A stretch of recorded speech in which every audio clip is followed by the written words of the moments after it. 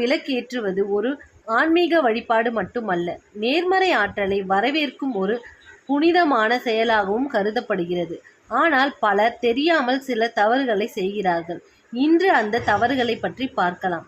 முதலாவது, விளக்கு ஏற்றும் இடத்தை சுத்தமாக வைத்திருக்க வேண்டும். அழுக்கான இடத்தில் அல்லது பொருட்கள் சிதறி கிடக்கும் இடத்தில் விளக்கு ஏற்றுவது தவிர்ப்பது நல்லது. சுத்தமான சூழல் மன அமைதியையும் நல்ல ஆற்றலையும் தரும் என்று நம்பப்படுகிறது.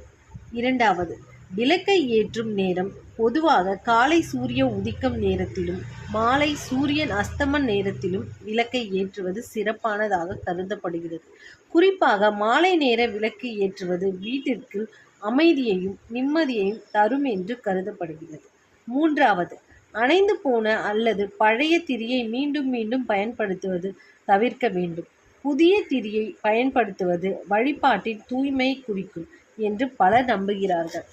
நான்காவது, விளக்கை நேரடியாக தரையில் வைக்காமல் ஒரு தட்டு அல்லது மரப்பலகையின் மீது வைப்பது நல்லது. இது மரியாதையின் அடையாளமாக கருதப்படுகிறது.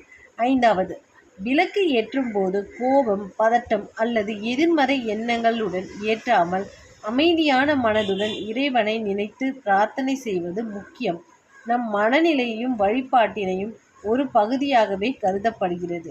நண்பர்களே, இவை ஆன்மீகம் மற்றும் பாரம்பரிய நம்பிக்கைகளின் அடிப்படையில் கூறப்படுகிறது. இவற்றை பின்பற்றுவது மன அமைதியையும் ஒரு நல்ல தினசரி பழக்கத்தையும் உருவாக்க உதவும். நன்றி, வணக்கம்.